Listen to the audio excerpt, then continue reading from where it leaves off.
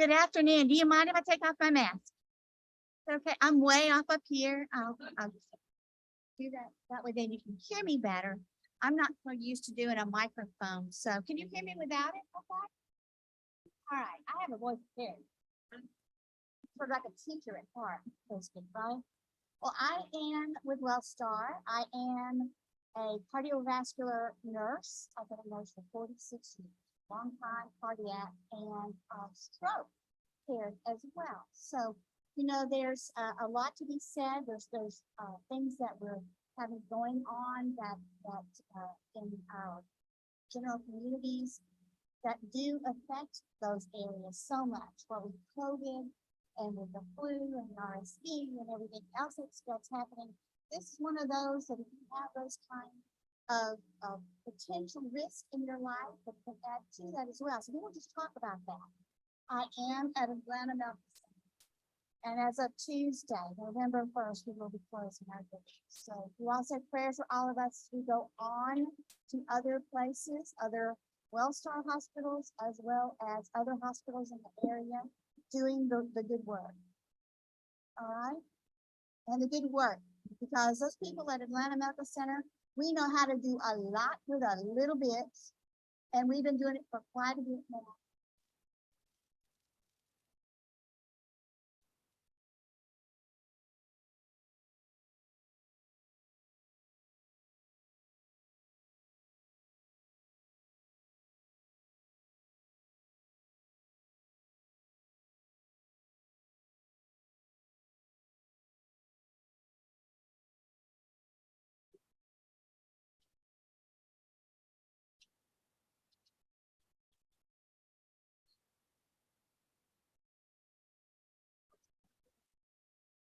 I'm taking it up. But I have a tendency to move, so I'll just focus. That's all. Thank you all so much. So, and the Atlanta Medical Center, we, as part of that closure, we still have our obligation to our communities. I was also part of Atlanta Medical Center South Campus as well. So, in both of those two closing, we want to be sure that you know that we care about you all as part of our community still. Everybody still considers you our community. We appreciate it. So let's talk about cardiovascular and neural health. How about? Can we have the first slide, please? Okay, it's all right.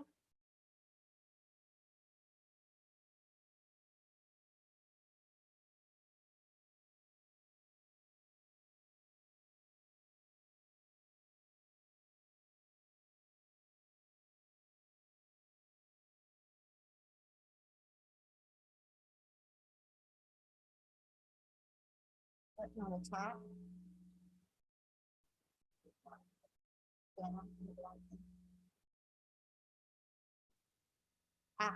Now then, can you hear me better? All right. First slide. Woo. I think you heard me better. I didn't clear that time, did you? I'll move away from that. All right. So, heart and brain health is so important. Doesn't matter what age we are, what stage in our lives that we are at. It's very important that we do those things that help us to maintain good health, take good care of our body. One thing that you could say is that heart health and brain health is the same thing that it is for peripheral vascular health. All of this has to do with blood vessels flowing through our bodies and taking good oxygenated blood there. So that's the same no matter if it's your legs, if it's your brain, if it's your heart, it's your kidneys or your lungs. Same sort of things what you have going on here.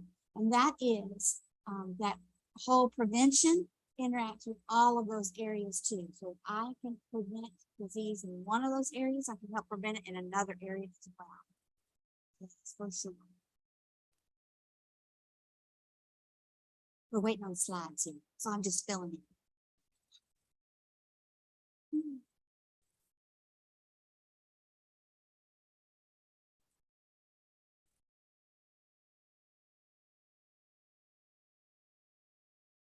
Yes. Sure, you can, absolutely.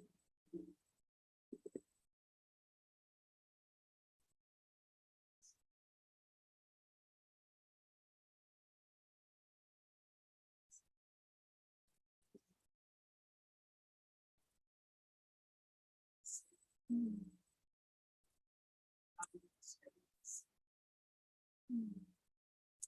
No, and I'm not a representative of Wellstar, so I can't speak like saying this is what Wellstar said.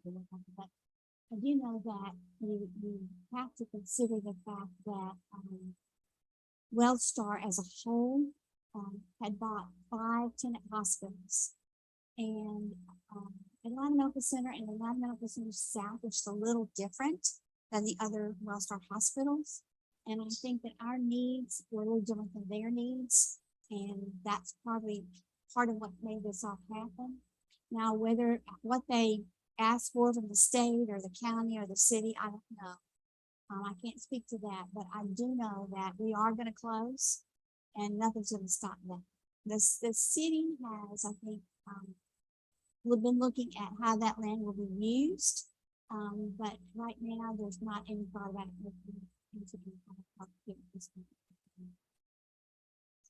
There'll be just one trauma center that's a trauma 1, and that is great.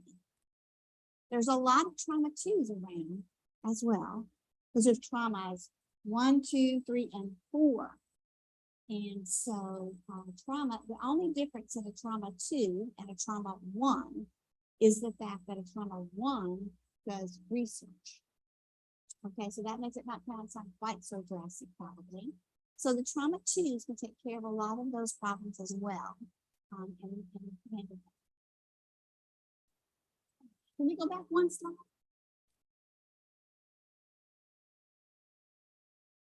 Can we go backwards one? There you go. All right, I don't know how well you can see this, but it gives us a little bit of a depiction. This is 2022 data from the American Heart Association. Now that first blue line up there is cardiac disease, coronary heart disease. That means those things that can cause heart attacks. Right? And it is right up there at almost 50% of the deaths. Right down on the third is stroke. And below that, you'll see that the 2 of the other areas there are also related to what also have to do with disease of arteries and heart. And so when we say vascular disease, it's important because it does affect all these other things. There's a lot of major causes of death. It's really late. We've all around the same kind of risk factors and control. In this country, every 36 seconds, someone dies from cardiovascular disease. Every 3 minutes and 30 seconds, somebody dies of a stroke. That's unbelievable, isn't it, to think about? Wow. And about every 40 seconds, somebody in the United States has a heart attack. That's a lot. Imagine those kind of numbers, isn't it? For sure. And these are from the 2022 data, which says it's 2015, 2019, 20. I'm sure you're going to see a lot of changes when we hit the 20 days because that will have COVID.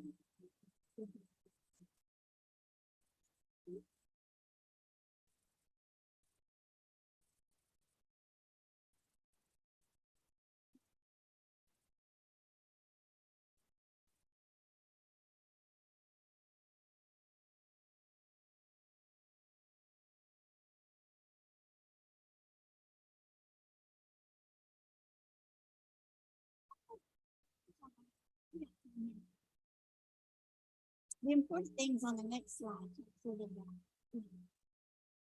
doing in our lives. And it's very interesting that 47% of the population have high blood pressure. 47%. And only 1 in 4 are actually like getting up and doing exercise. We consider lifting weights and such, so that we consider them being physically active and living in a disease. Less than 10% did healthy diets. That's shameful. It's shocking. We would hope that we do better than that. But there's situations certain communities and our lives that sometimes limit some of that and should. Right now, this is another thing that's sort of surprising to me, the number of people who are smoking. I don't know, it's not showing up really well, but it's 1 in 7 males, 1 in 8 adult females are smokers. Yeah, it's 1 out of 4 high school students have used one of those vape e-cigarette things. That's still a lot of smoking going on. We know the risk factors there too. So you can imagine what, the other risk factors have some things where it's just like, all right, I'm too busy today. Too busy. I'm going to go buy fast food for this. I didn't fix it at home, but and I put food dressing on it.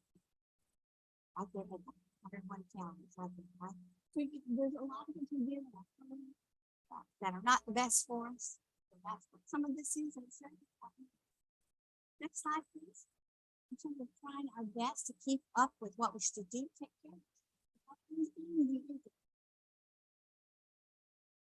I love cherry pie. Do you? It's not good to eat it every day. Once in a while. Our problem sometimes is we eat cherry pie too much.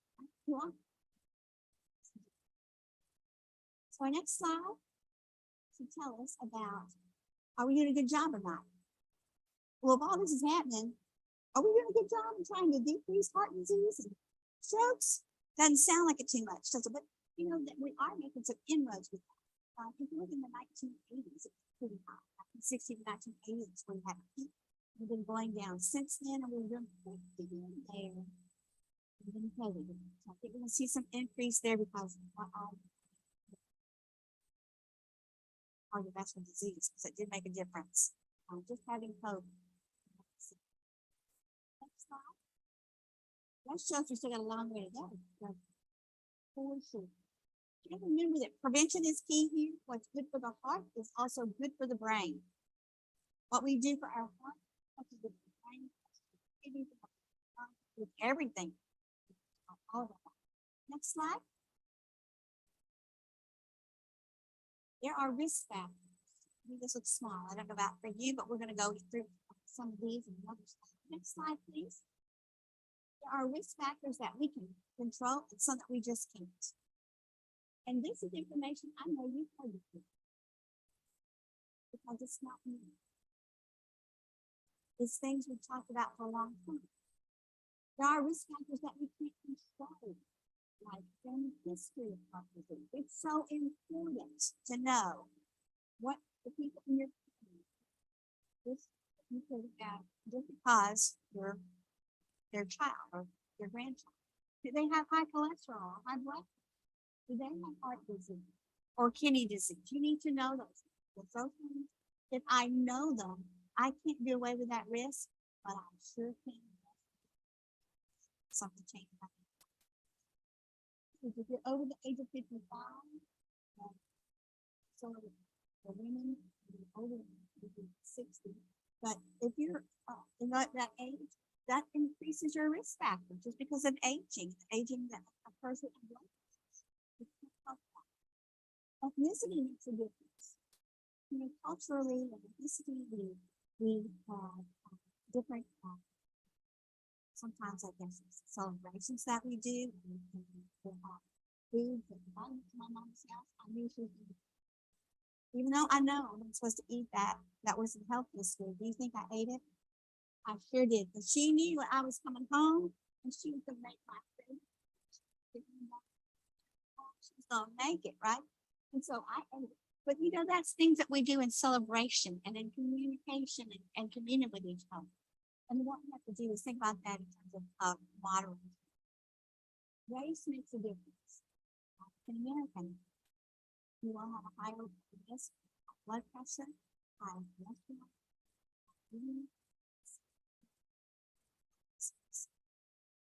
the Latino, and then we have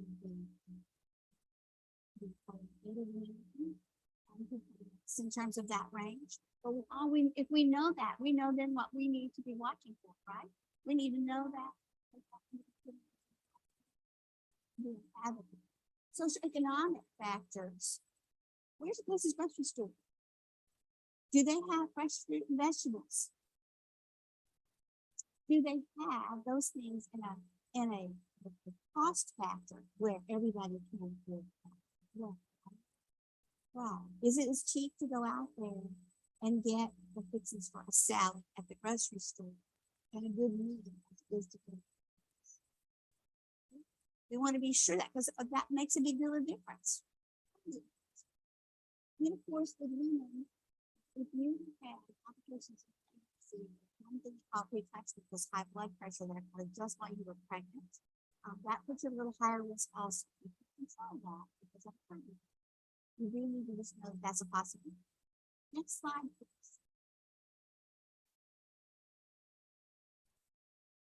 And there are what we call lifestyle risks, things we can control. Next slide, please. Those things that every day we have a choice.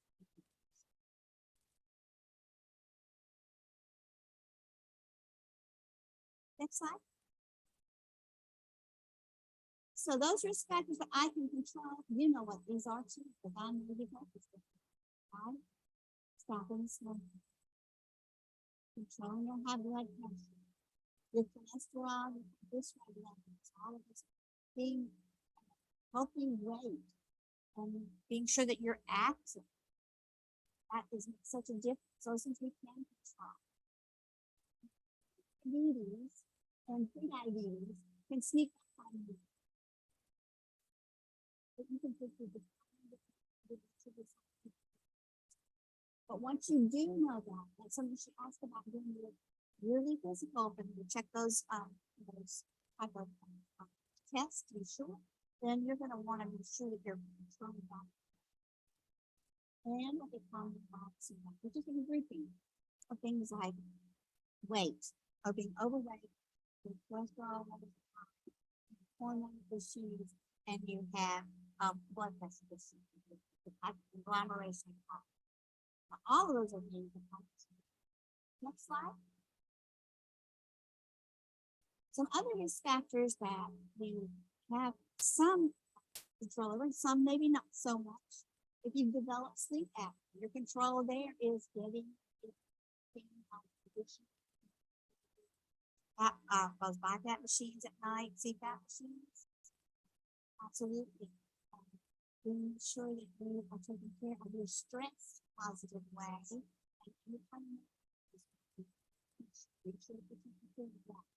that will always increase those risks as well. Now, it used to be, alcohol in moderation. What does that even mean? Well, one drink per minute, 2 drinks per minute, every day. That's what they consider the moderation.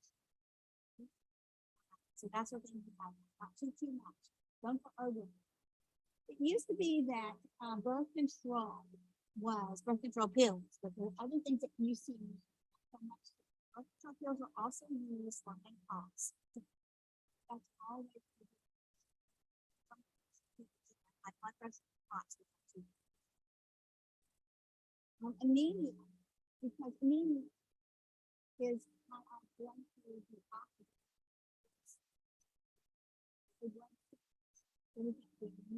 And that decreases our blood flow. We want to be sure that that's going on, as well as we said about that's helping something to take care of. Next slide. Do you think we're having a stressful time in this world right now? Just a tiny bit. We just had a big stress year in 2020. 2021, we're still recovering. So there's a lot of stress about it. That's an important thing too. Now, most of this is in the literature that I gave you, but there are some special risk factors for women that we need to consider. Women, if you have diabetes, the effects of that in your blood vessels are more than so that it is for you. If you have emotional stress, it seems to affect women's hearts more than it does men. Smoking, with hormonal changes in menopause, That makes a big difference for women. Men don't necessarily have those same concerns. We're talking about pregnancy complications. And there's inflammatory disease, things like lupus, rheumatoid arthritis, anything where there's inflammation in your body. It makes a difference in the blood cells and the way it flows through.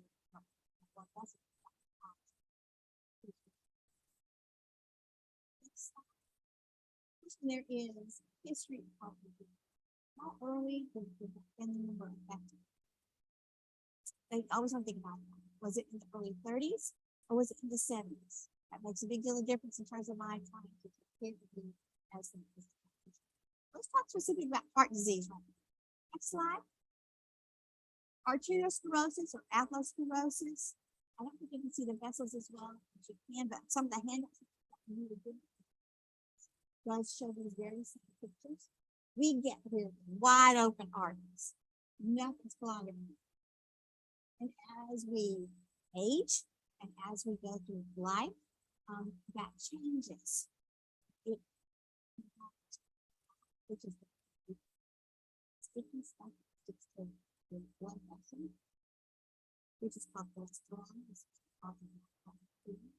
And pretty soon it's like the picture here on your right, where it shows it's almost blood. Anytime that blood vessel has something in it, it's going to narrow down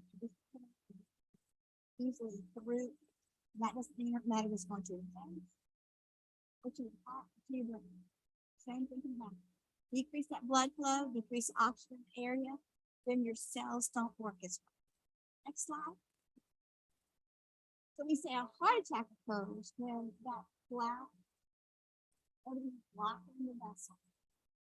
Sometimes it's made out of calcium deposits too. Here people talk about that on those scans. Over the scan, yes. And they talk about the calcium deposits and such that can also clog them. But it narrows it down. And all it does is something breaking off from the plaque, close it off. Or it can be a but if it blocks off that blood flow to your heart muscle, you have what's called. Next slide. When that occurs, we have to hurry fast. We want to be sure that we recognize this signs and we act, because the more time that goes by without treatment, the greater is the loss of life. We deal with your heart. So with heart attack, the signs and symptoms, it could be chest pain. Some people say there's like an outlet to the injection. It's a big device. Some people say it doesn't affect at all. Totally individual with good things. Some people don't necessarily have chest pain, although that is possible. They have it without it. It's a lot of left arm pain, left shoulder pain, neck pain, back pain, jaw pain. There are people who went to the dentist and they said, "Oh my gosh, I got this tooth that hurt me so bad." And they get in there and they go, "Nothing wrong with the tooth." So then they do an EKG. Sure enough, they were having a heart attack. So it doesn't necessarily have to be all of these things at once that you can be a mix. It can be indigestion. It can be any of those things. Next slide, please. Not always do men and women have the same signs and symptoms. Men are fairly straightforward. You got the pain, and it hurts. It's in the chest, it's in the arm. It may go radiate up to the neck, to the back. You may have some nausea. You may have some lightheadedness. You might feel dizzy. You might throw up. Women, it's not quite so in your face. It's more subtle. And you'll see things like, you can eat it. It could be that you have indigestion, but it's not really in the chest. It's like up in the upper tummy area that you feel the discomfort. But it doesn't have to be as intense as it is for men. Women are more prone to have things such as, I just feel fatigued. Just don't want to get up and go and do anything today. And it could be this. Absolutely. They also can have ramen. They also have some bread. They can have the same to recipients of the mayonnaise. They just have a few other pieces. Next slide. Of those, the things that actually throw people off a lot of times is that feeling of fatigue. It is that feeling of, I just don't feel right. Or maybe you just feel kind of clammy and nauseous. People think that it's something that's going on with your stomach or your GI system instead. So for sure, whatever symptoms that you're having, pay close attention. Next slide. Minutes make a difference, and they really, really does. If I have lots of blood on my heart, it will die. So if I want to save my heart, I'm going to go and seek help right away. You want to call 911, know the warning signs, sit down, call 911. Can you get an ambulance easily these days? I don't know if you've tried, but I know I can tell you that there's all kinds of stories about how 2 hours. The last thing on my list there is have a plan, but I think it's probably one of the first things is have a plan. Who can I call who is close to me? Is it my neighbor? Can you come over here, please, and take me to the hospital? You don't want to drive yourself, except in the absolute, there's nobody else. You know something? You are having a heart attack. You don't want to be driving a car. I know people who said they drove part way and then pulled off to the side and called me and said I helped that one too. They called 911 and the highway patrol came. So, that's possible as well. But you want to get help, emergency help, because they can start treatment right away. Now, we all worry sometimes about, well, I thought it was, but it wasn't. It's okay. It's okay. Because we would all in the hospital, rather than come on in and see us, it might be a heart attack. And if you didn't, and something else. So we'd like you to come on in anyway and see us. Let us not take care of you.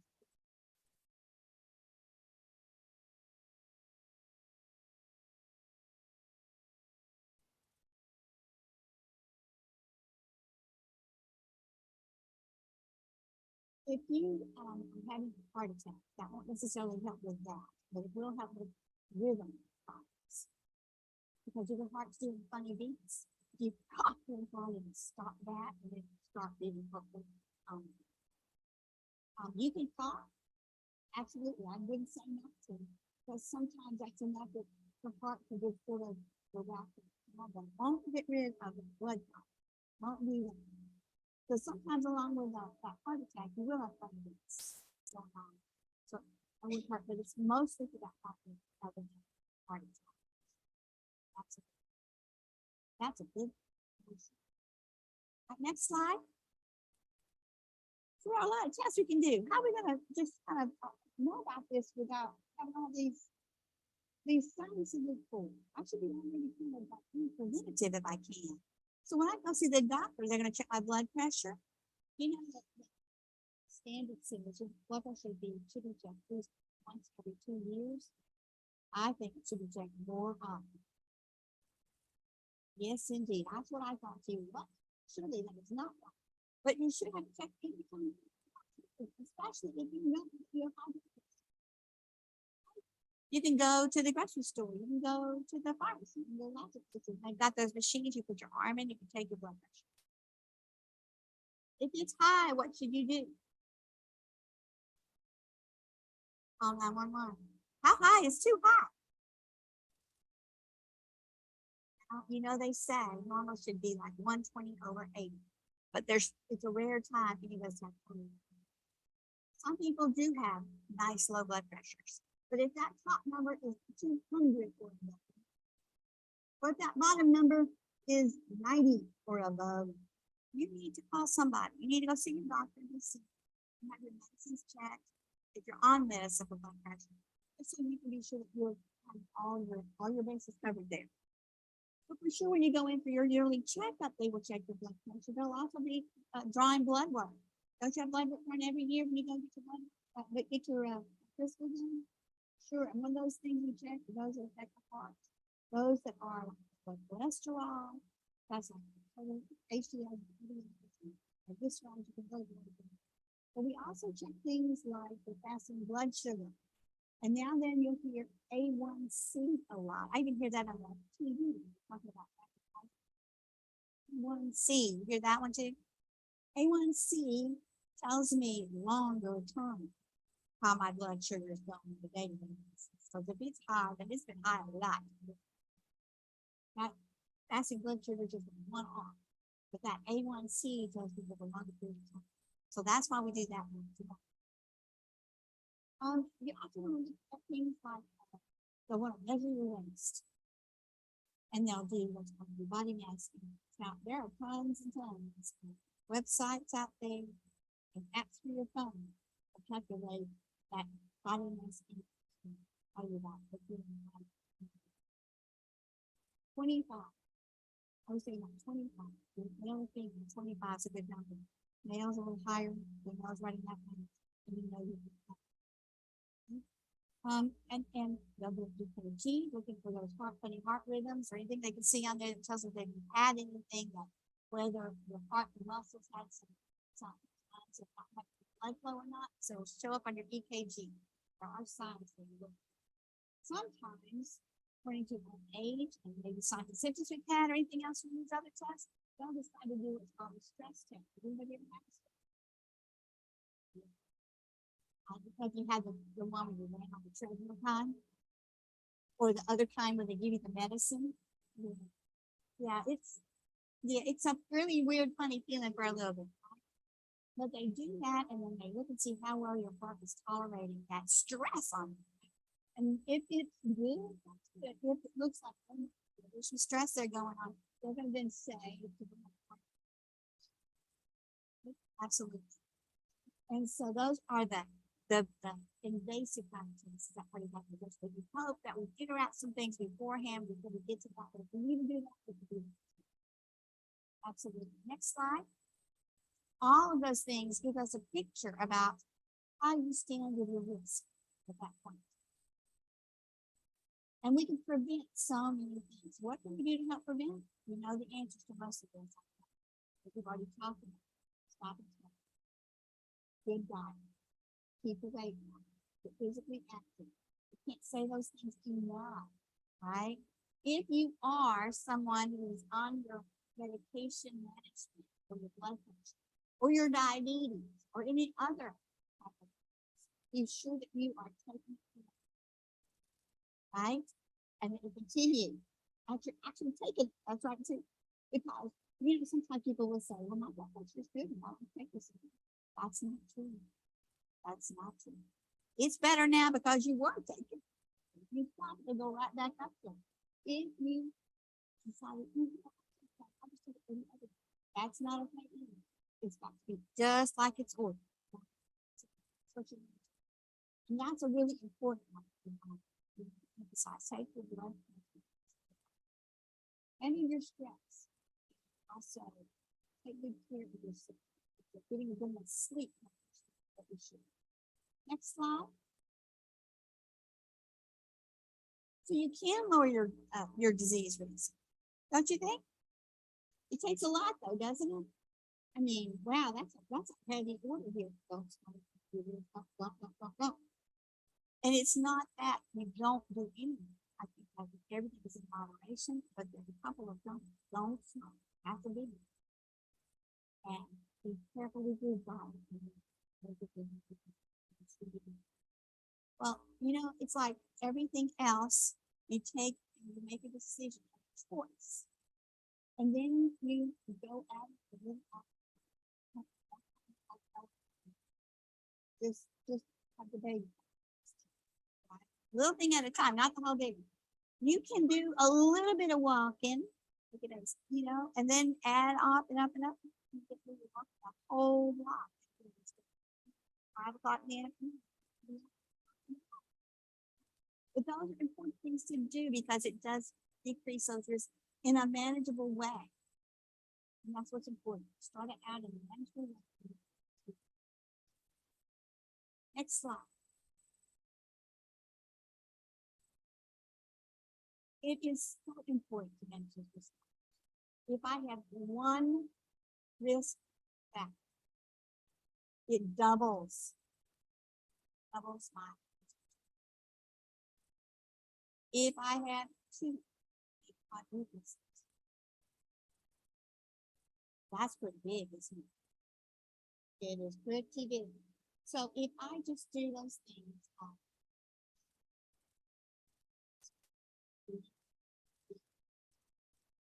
I can really lower my risk as much as I can. It's really important to do those things. Absolutely, make a big difference. One little thing can make a great big difference. Absolutely. Next slide. Let's talk about stroke for a few minutes. Next slide, please. It is also one of those big times where time is important.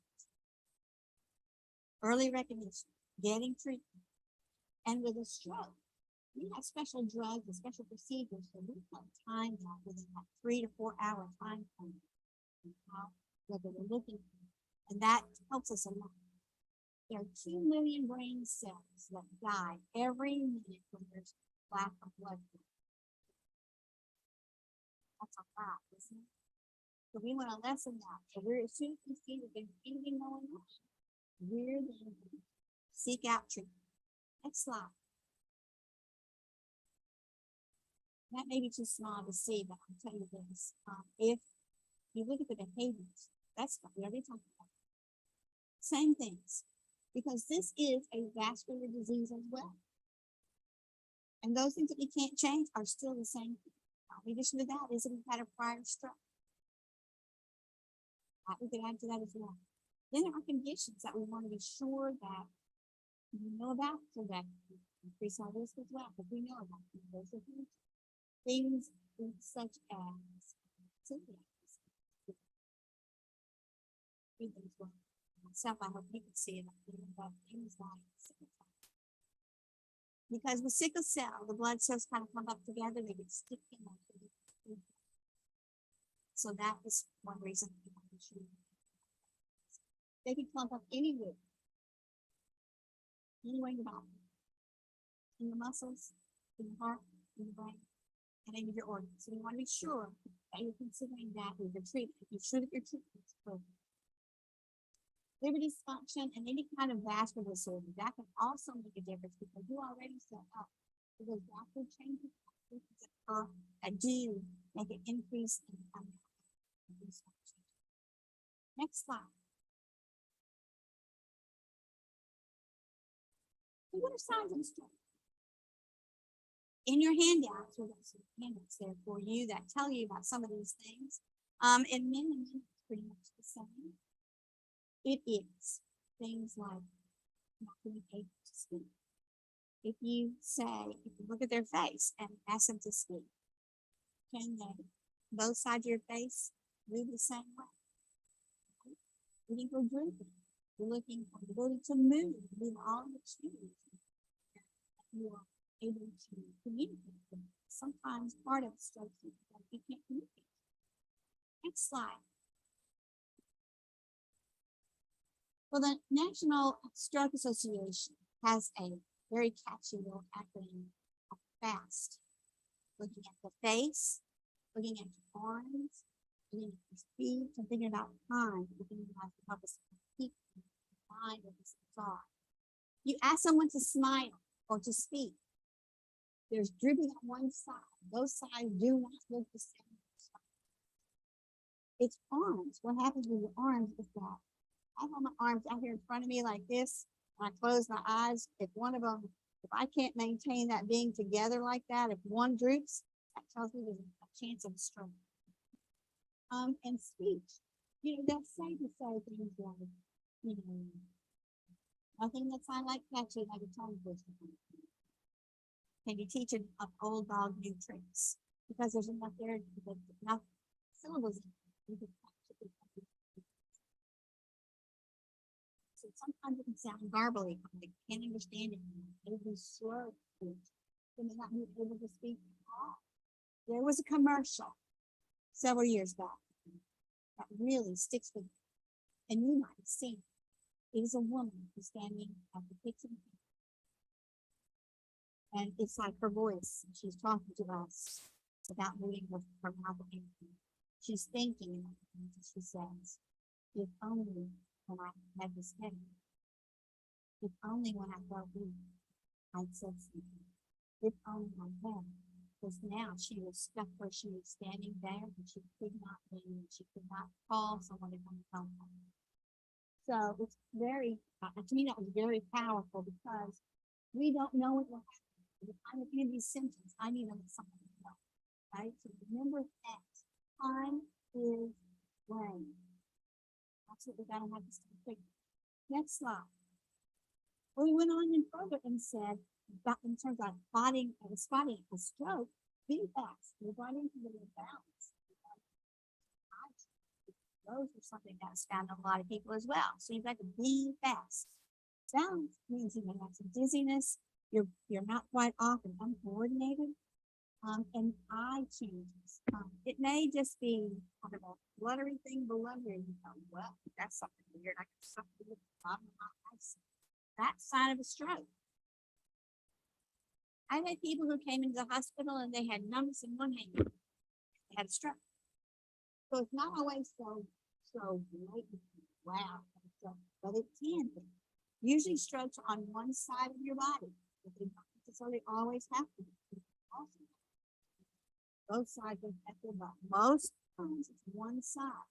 So it's your arm and your leg weakness on one side. That's an important sign to see. And again, times of the essence. We've got to get help and we've got to get treated quickly. Next slide. Sure, absolutely.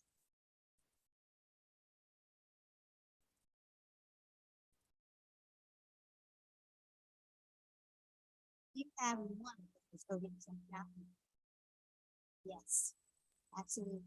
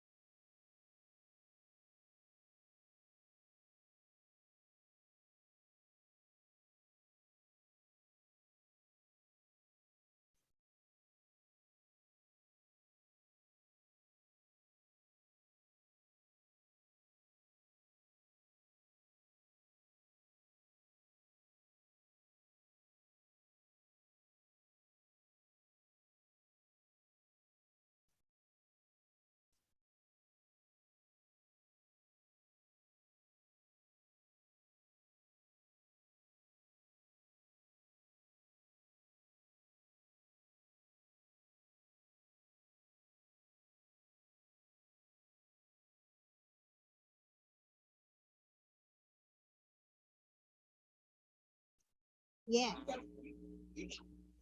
Yeah.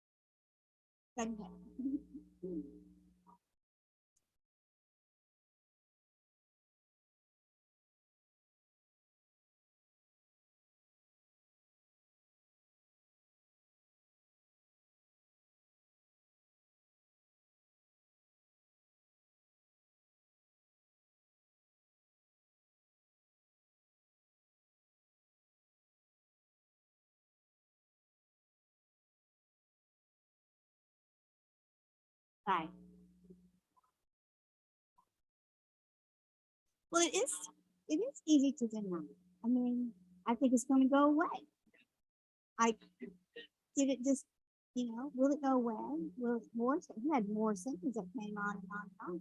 But, then on other men, some people will just have one symptom and they're just so intense. I know it. But if you've got several things that you're not sure, it's easy to deny. Well, the one thing with heart attack is that if you don't come in right away for days and days, I can still go in there and open up your artery. Might have lost some blood, muscle, but I can still do that. If it's your brain, it's a little bit more intense. I need to do it quicker. I need to do it now.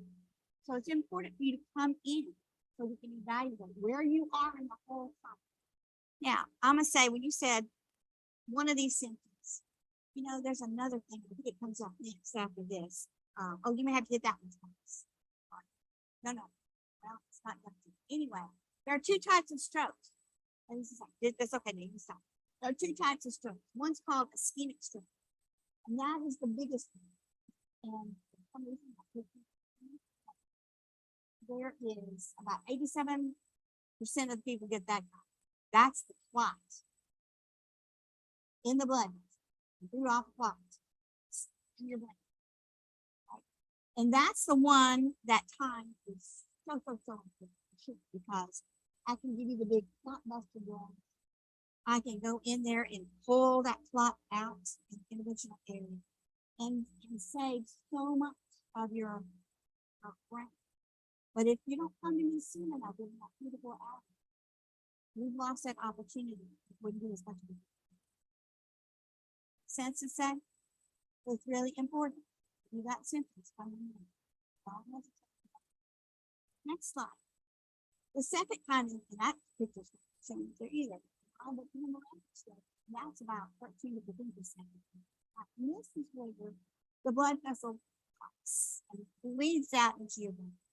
Now, there are things I can do for that, but it's not going to be going off to the secret brain or off of the probably see that type of situation. So, the thought, either one, I need to come in because if we can treat this quickly, we can do that. Then that lessens the long-term effect on the body. All of us would like to get back up, to go back to our daily activities. Back to whatever we need to do. But stroke is one of those things. Our brain is pretty important to our thinking and our movement and our living. And if we don't get that taken care of pretty quickly, then we may lose it. Next slide. Well, I know you can't read what this says, but I'm going to tell you what it does say. It's all in those handouts. When you come into the hospital, there are some questions that you need to expect to be asked. It's important.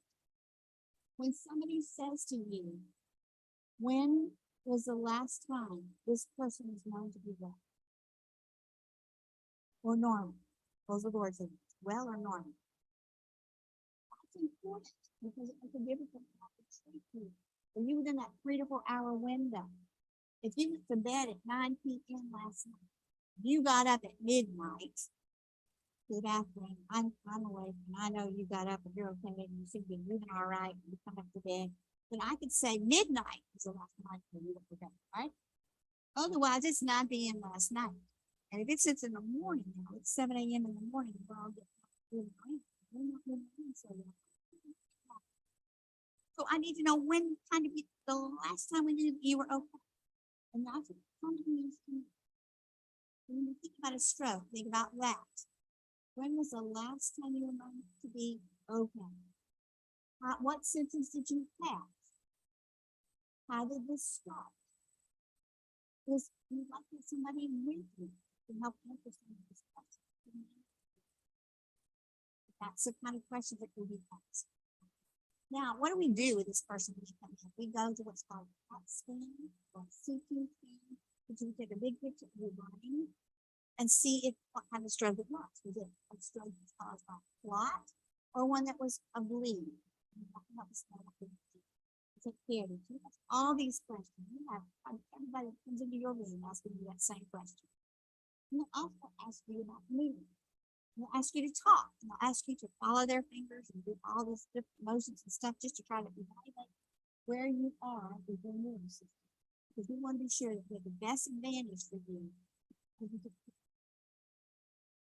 Next slide. Transient ischemic attack is if I have one of those little, nothing, it happens and it goes away really fast, like within 2 minutes or within 24 hours. They don't call that stroke. They'll call it transient ischemic. That means, TIA? Yes. And that means, wow, that's a forewarning. You can have a stroke. So you better pay attention to that too. So it doesn't matter. My husband, he had TIA, he did not have a stroke, but he had another problem in his brain. So we found this was because of his TIA. But all he said he had was he was driving home. And he saw funny lady being with his eyesight. He was looking out the road. I was a pretty movie point. He pulled off the side of the road. Called me on the phone, and when he was talking to me, it went away. So he thought, I'm fine. I'm good. No, sorry. Not good. Any of those things, you need to go right away and have it. That should be something with your eyes, because there are other things it could be, like your eye itself. You want to be sure you go and get it checked right away. This is one of those signs beforehand. And if we can treat you beforehand, then maybe we can stop the big stroke. Absolutely. Next slide. So the stroke or TIA suspected, same sort of thought process as we were with a heart attack. All 911. Get to the hospital. Get to somebody and be seen. So evaluate who you are.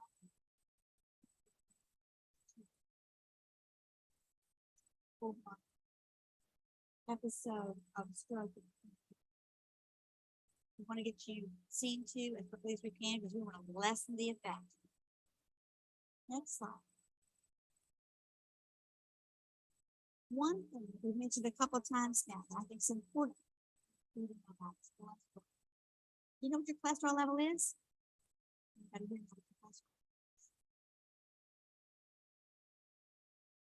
Good, I see some hands back there. All right.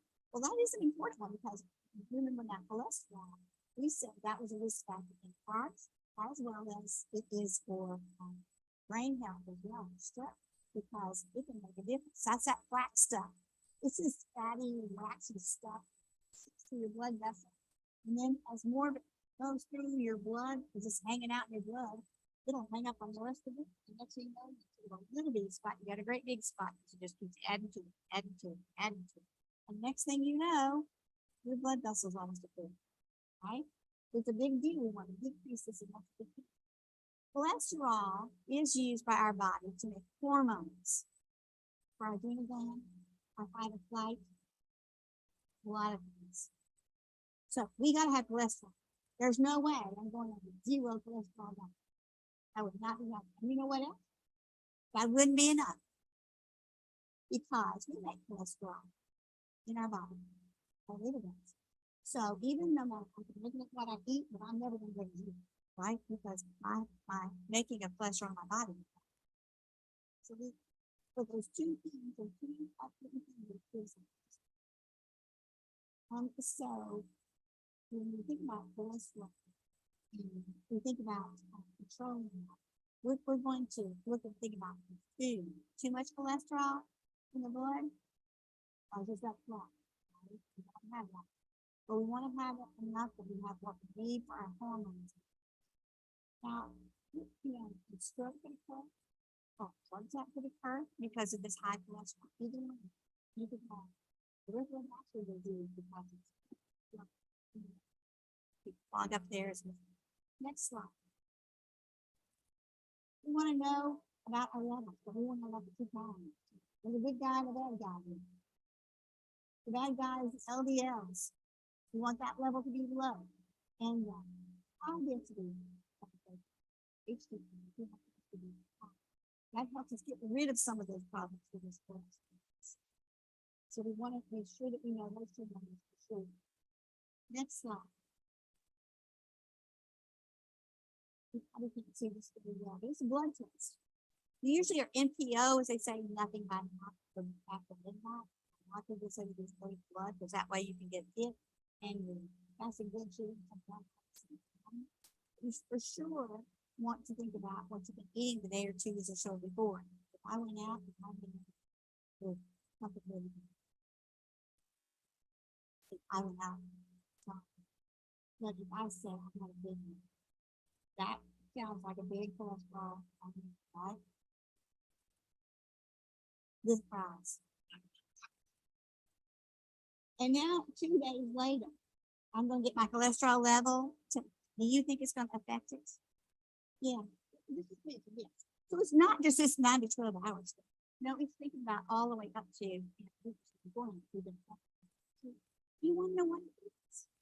You want to know your numbers. When we say know your numbers, we're talking about your total cholesterol, your HDL, your LDLs, your triglycerides, your blood pressure, and all those things. You write them all down. That's important things to know.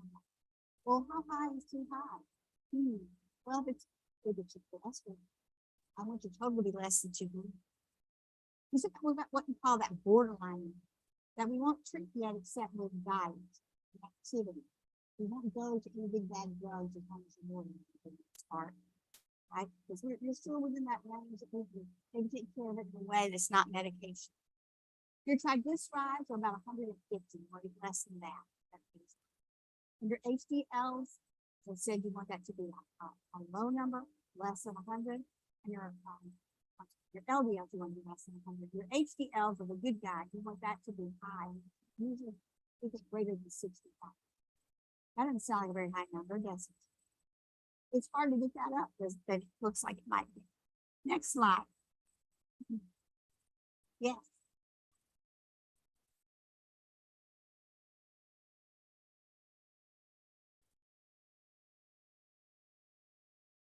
We're going to talk about that.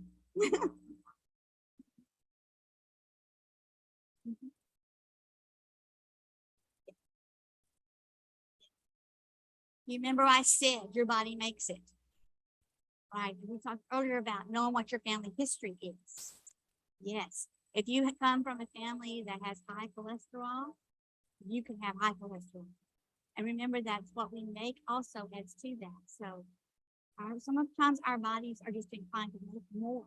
And so that could also be a problem for us. But yes, just being a vegetarian or a vegan will not lessen the possibilities of having high cholesterol. Very good thoughts with that for sure. But we do want to do lifestyle changes to lower diet, weight loss, physical activity. We want to do those things first before we ever go to medicines. Absolutely. And all those things we've already talked about. Salt and sodium, trying to keep right a variety of whole grains and fruits and vegetables. But you all do. You're doing one. You're one on everybody, right? And you know, I wouldn't be doing my job if I didn't say this, because we all know we have relatives and family members. We have people who live in our neighborhood or next door, even and so forth, across and do. We want to be sure that they understand that we need to eat lean meats. Right? Absolutely. That's the way poultry and fish. Let's talk about that. Next slide. Here we go with our plant-based benefits. And as you see, as you know, being vegetarian, being vegan doesn't improve your possibilities, because you already don't have a higher cholesterol, glycerides, and so forth with the coconut. But we always have to remember the chance there of the food that we eat. Other ways of just next slide. So if I not able to control my cholesterol, my diet, and activity, then they're going to come in with medication.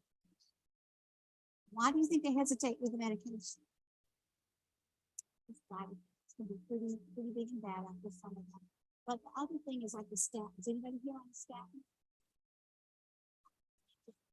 Yeah, and I just got started on that. They watched my cholesterol for years and years before they did it. The reason why is because if I get put on statins, I'm on them the rest of my life.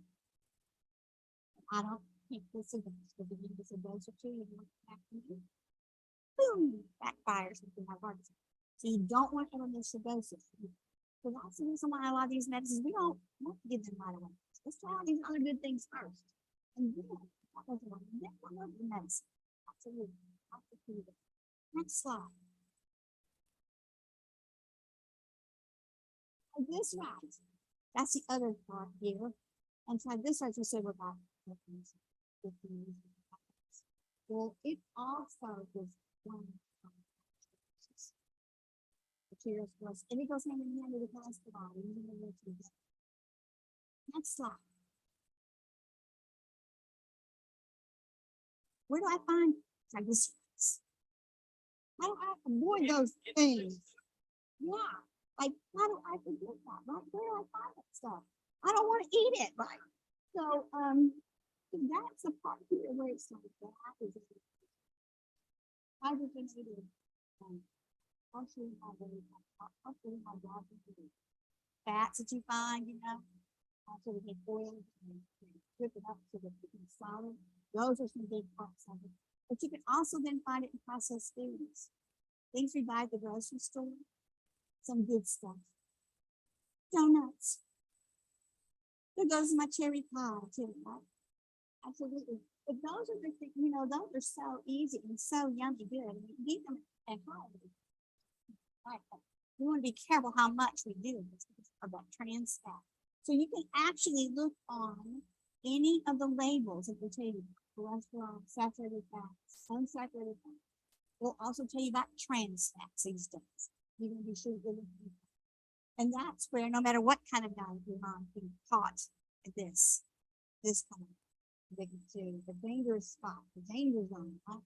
Because it's there. We not even know, right?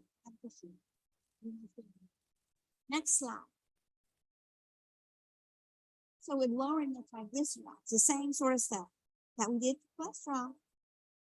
Same thing we're doing to reduce risk of everything else.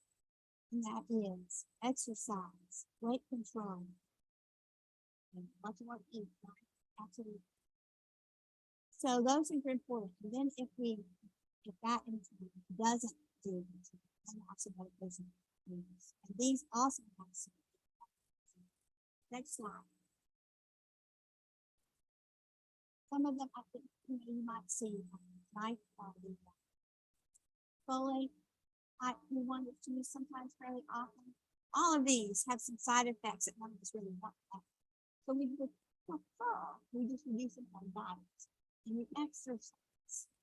There's one slide I said was not on the slide, but there's one thing that we realize stats in it that we just think about. I know it in the oven, right? It's like what? Yes, so it's always the good stuff. You gotta be careful. Yeah, this says just go out there and eat egg. One scoop. Moderation. But some of these drugs, like the nitrates and folates and such, they can have pretty big side effects. Some people they don't like to use them unless they have to. It's too bad. One drug, I think that both like the triglycerides and the cholesterol both respond to statins. So the statins are next slide. So what do we do that we, all these risk factors, all of these things we said don't do, all these things that we know that we should do, but it's hard to do. It is so much harder. It's harder to talk about it than it is to do it always. There are times where, you can say, I'm gonna do this. I'm gonna not eat ice cream. Right. And as soon as I said the word ever, I wanted it so bad. I go out and get some. But those are the things we have to do in moderation. We work ourselves into the right spot we have to do. We just get started. One step at a time. Whether it's taking like 10 minutes walking, adding 10 minutes and 10 minutes and 10 minutes, and you're walking a whole lot. Nowadays, though, if you're going to go out there and walk outside, you have to do it early because it gets dark quickly. Yeah, but building those habits is what makes a difference, and then keeping them up, not stopping. Next slide. Keep on track. Have a buddy. Have somebody that you walk with person. It does. It absolutely does. You know, that's why I think sometimes it says, we just say, know your number. It's good to know your number. It's good to know your number. You know your medicine on, what the dosages are, when you take them. All that's really good. But write it down. Make a list. That way you have something to refer back to. That way you've got it in your hand, you've got it in your mind, you've got it in your thoughts.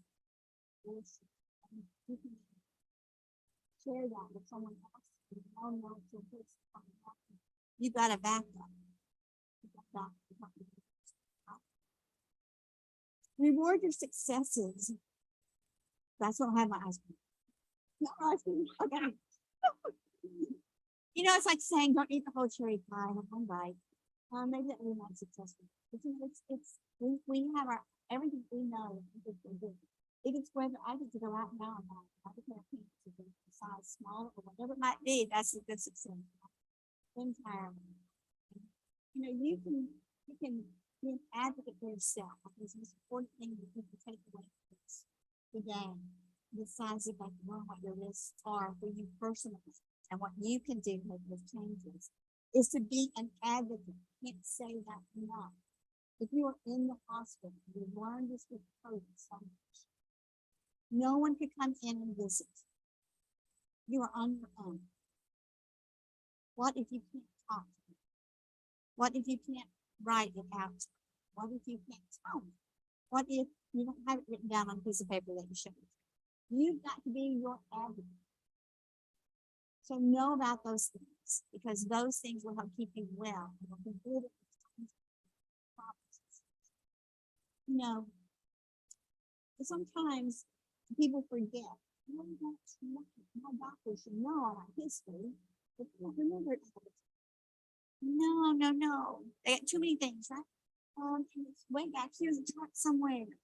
They didn't bring it up forward. So you have to know yourself, and you have to know what your help is so that you can be your best advocate. Speak up. Ask questions. There's a blue pill and you never saw that blue pill before. Ask questions, right? Totally. What is that? What is it? And everything else. Ask explanations. Why am I going to do this? That's important to know. Because you know the other part to that, if I know why I'm doing it, I'm more likely to do it. Absolutely. I want to know why. All right. Next slide.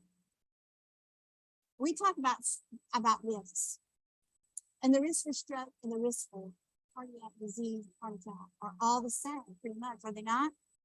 We do something one or two. It makes it easier to know what I should and shouldn't do. And I've learned something new for each and every one of them, but I do have to pay attention to what they are.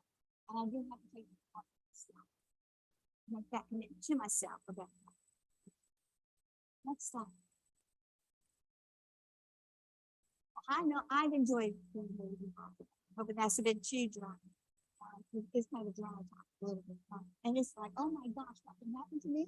But yes, you know, and there's a lot of repetition that comes out of this fact and what we can do. And I think that's kind of good too. It's good to know I can do that. I can do that. What questions do you want to ask me?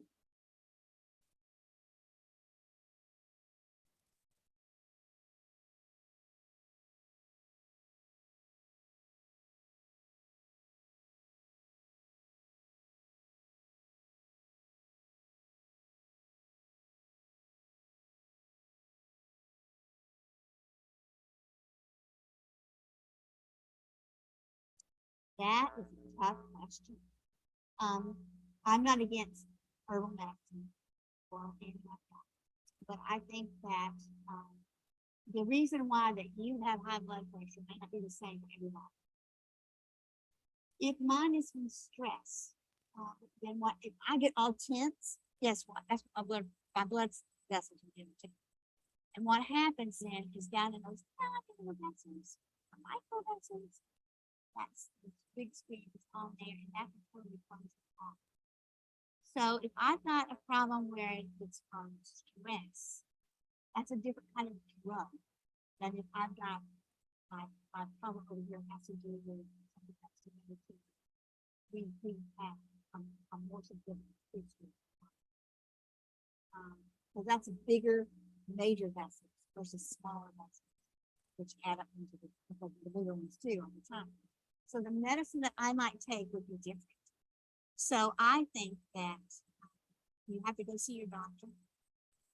I think you have to talk with your doctor about what those herbs are and look at what medicines you're on and the way that they work, and what your need is to lower your blood pressure versus what those herbs can do for you, plus your medicine. Does that make sense? Yeah.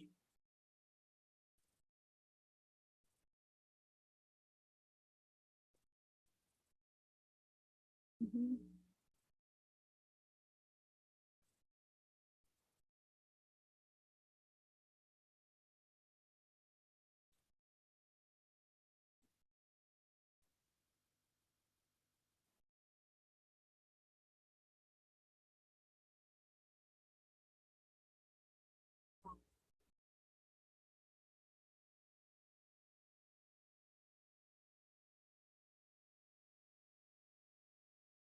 You're guessing little.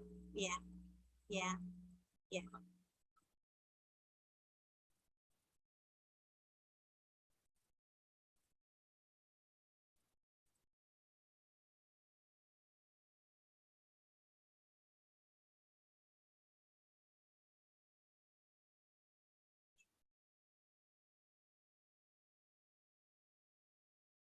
There is.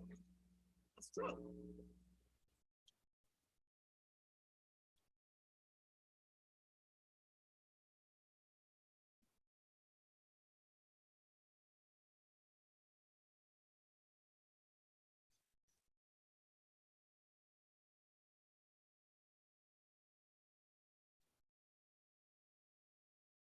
Mhm.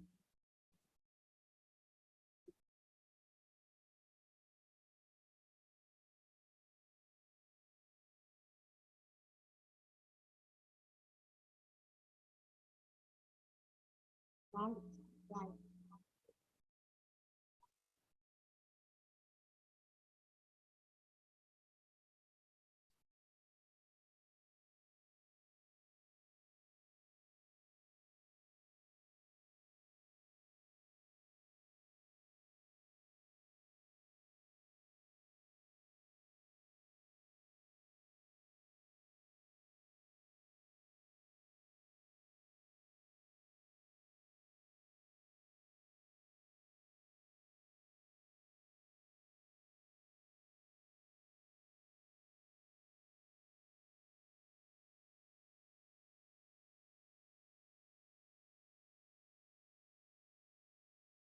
No, I didn't say too many, but the other part to that is that all our medicines are regulated by the FDA, and they have to meet rigorous standards so that each pill does have the same. But herbal companies don't have to do it. So therefore, that's the other reason why they can all not be the same price. And the other portion of that is it does affect the body in ways that we don't know. We won't know. Some of them will thin your blood. You can have bleeding issues. Some of them, have other effects. So you really do have to weigh the pros and the cons of it and how things work together. And that's why I always say, go see your doctor, talk to your doctor. What they had to say, consideration of that, because it's not to say that it's not okay, but you need to be sure that it's a safe thing for you. For sure. Maybe you're on other medicines that affect your liver that you're not aware it's affecting your liver. Like it's a statin's going to affect your liver. And so then you add this to it, and then therefore you've got a double whammy for the liver. So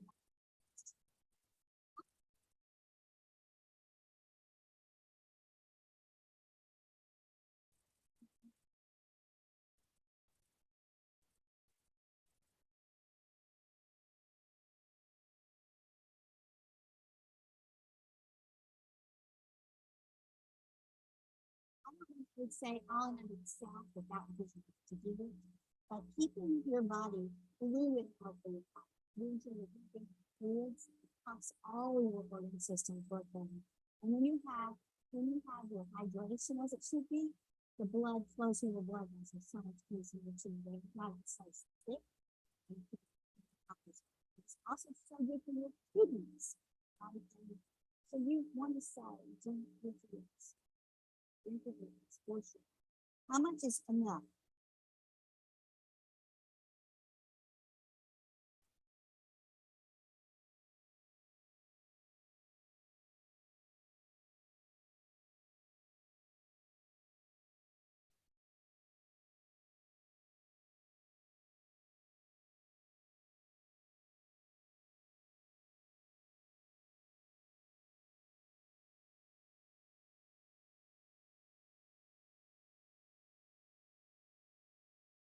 So COVID affects all our organ systems. It's big into the heart because it can cause us for cardiomyopathy where there's a thickening of the wall as well. Can lead you to heart failure, which some of you have in the medical field have a condition of heart failure as well. Anytime I damage the heart, I'm prone to have some heart failure. So that's important to know about. But besides causing that cardiomyopathy, it has led to heart attacks, strokes, loss of lung tissue because of blood clots. With COVID, with blood thickens, some clots form, flow wherever in your body, and that's where they go.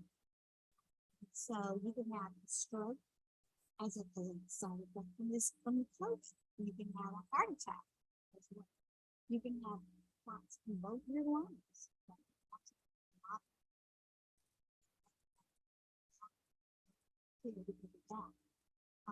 Likewise, when you can do that to your major organ systems, you know it can do that to your liver, your kidneys.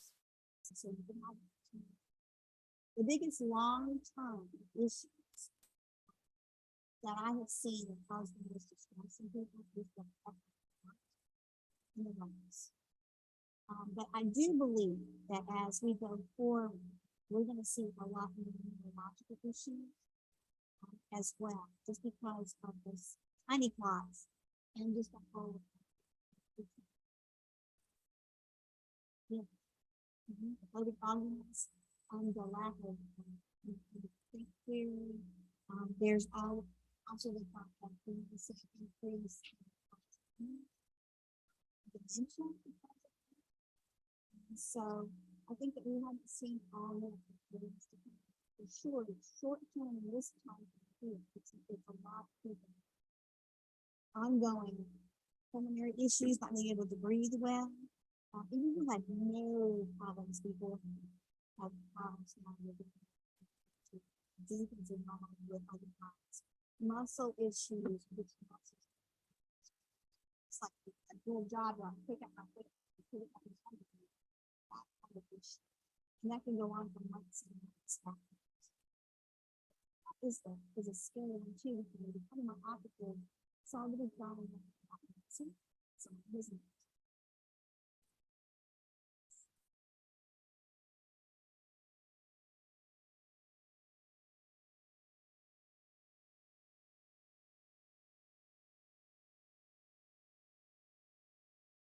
I would have them be still. I would have them take an aspirin, 325 milligrams of aspirin.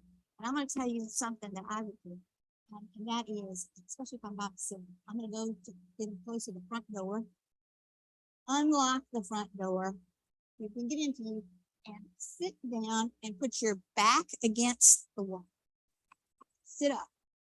Put your back against the wall, sit on the floor, and put your back against the wall.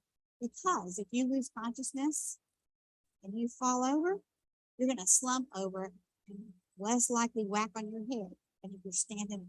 The more I move around, the more energy I exert, the more strain it puts on my heart. So I don't want them moving around. I want them to be still, trying to be calm, If you have microdosing, you can use it fast. You can use some microdosing under your tongue. Take an aspirin, and like I said, get close to the door, have it sit down, straight up back against the wall.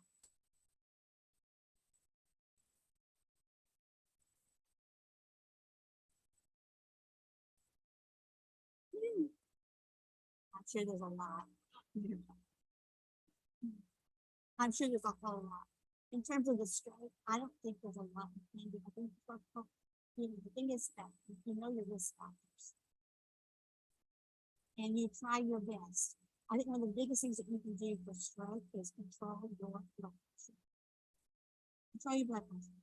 And if you have funny, fluttery feelings in your chest, like give us a heart beating funny, what's the matter with you? When you take your pulse and it doesn't feel like it's strong and regular, like every single beat happens when it's supposed to, you go see a doctor. Because those funny heartbeats and this thing called atrial fibrillation, I don't think it's like that or not, but that's something that causes your upper chamber to quiver. So instead of doing the whole squeeze, it kind of quivers and then it's kind of shakes. So as it's quivering and shaking, that blood's not flowing the way it should, and it can cause clot. That's sometimes what leads to a stroke. So you want to be sure that you're paying attention to that and getting treatment for those things for sure. That's big.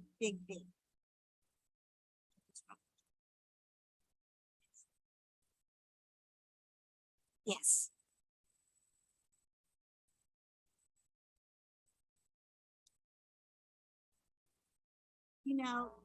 That's a hard question to answer.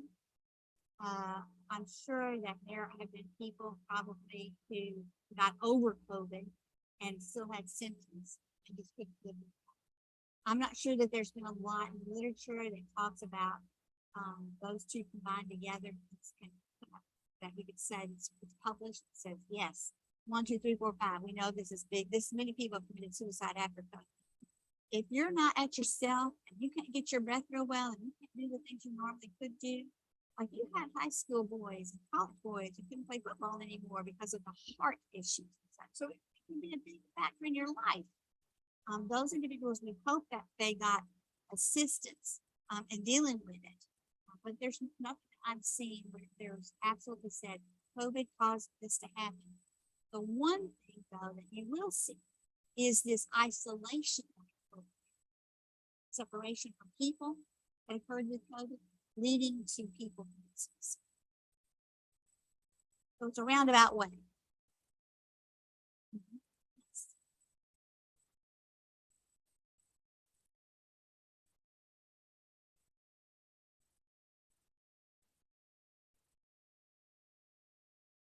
Cayenne pepper.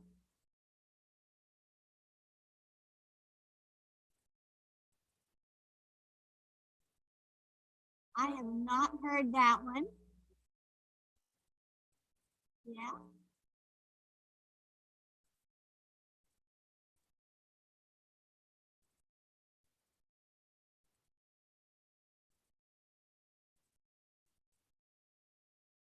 Yeah.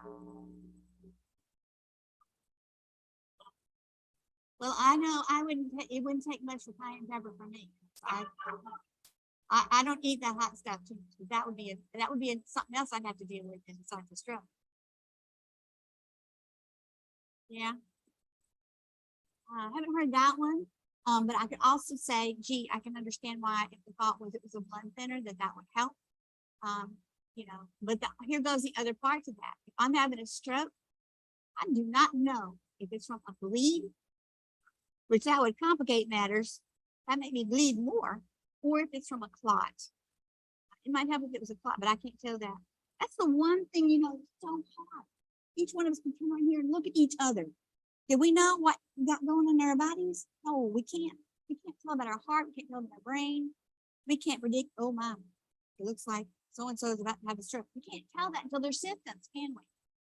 So, all we can do is try our best to prevent.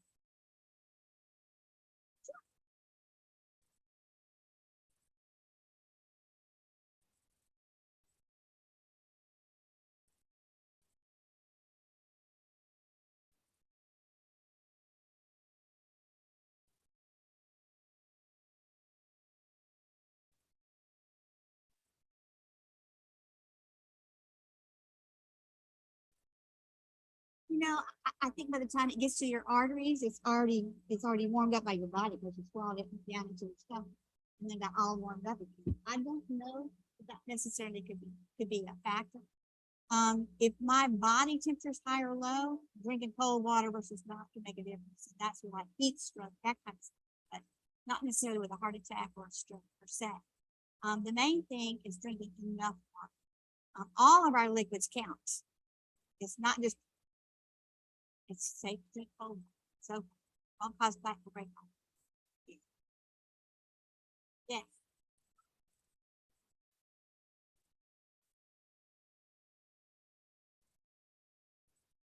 There's all kinds of stuff out there. Yeah.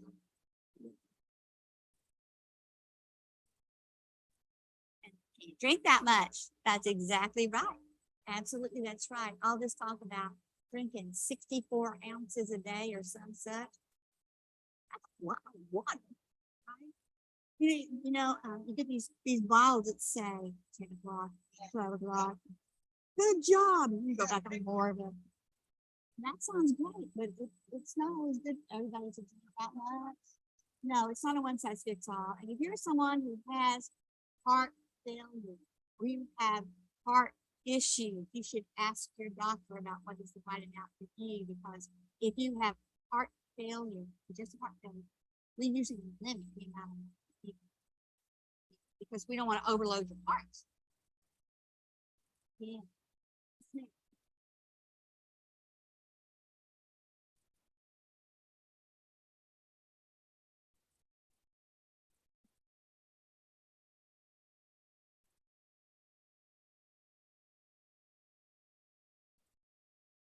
Mhm.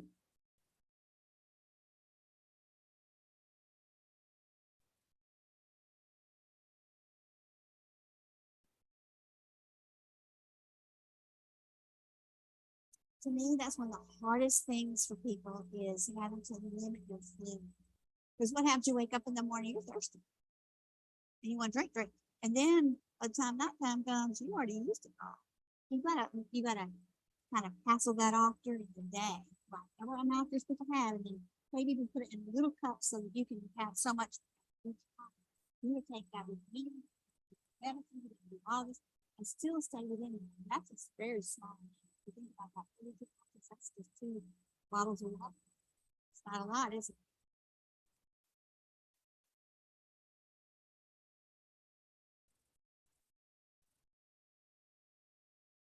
Usually they'll say 60 to 64 ounces a day is about. Now, some people, that would just be when I think you think it's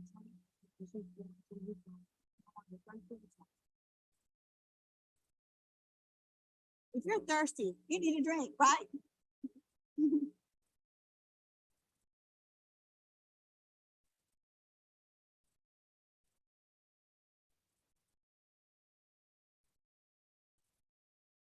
And I will say this, if you're thirsty all the time and you just can't seem to get enough to drink, you need to see your doctor so they can do a blood sugar test because you can have diabetes. That's a sign of diabetes too.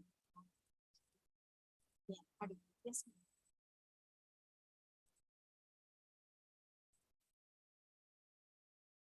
yes, ma'am. It's all in you. It surely is. Absolutely. Yeah. It depends on your age. Because once you become 30 to 35 years old, then you'll start doing it. You usually do it at least once every other year until you reach about the age of 50 to 55. And then depending upon what your risk factors are, then you do it every year. Once you reach the age of 60, it should be done. And you're looking to prevent things mostly with that. You catch stuff you can see how it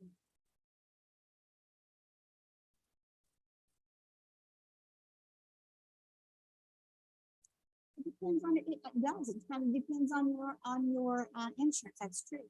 And sometimes the physicians just do it in their office and they don't charge. So ask your doctor if they're going to do one. Are you going to charge them?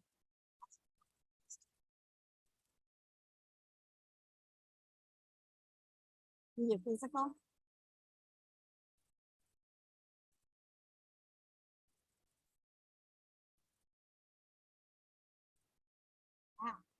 Um, that's pretty sad that they're doing it that way. I guess it kind of depends on the insurance that you have too.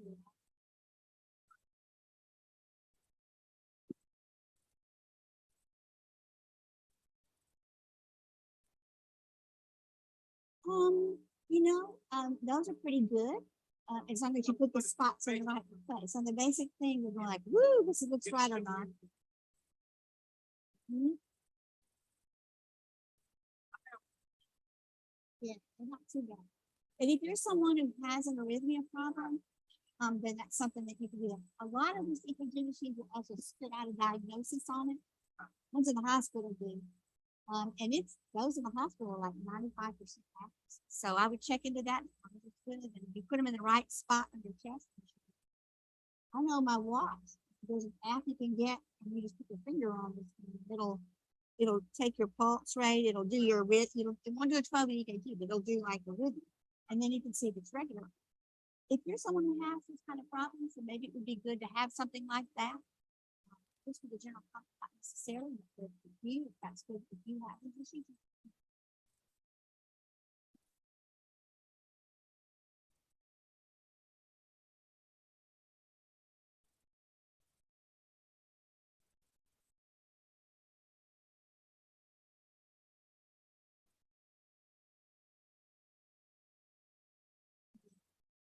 Yeah, it's a heart scan.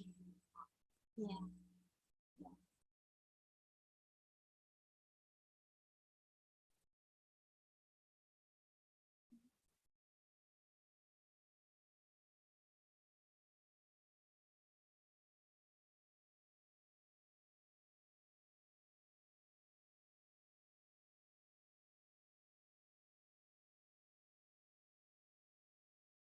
Because we can't look at ourselves. Can't see what's inside. Absolutely, I'm so true. Those heart scans are good for identifying specific things. A lot of times along with that, they'll have to do other kind of body scans as well during that time, and things are picked up because that's some of that commercial too. And it really kind of depends on how the skin is doing as to what the treatment. There's nothing wrong with that one for sure. That's one more thing you got that tells you some limited too. I see.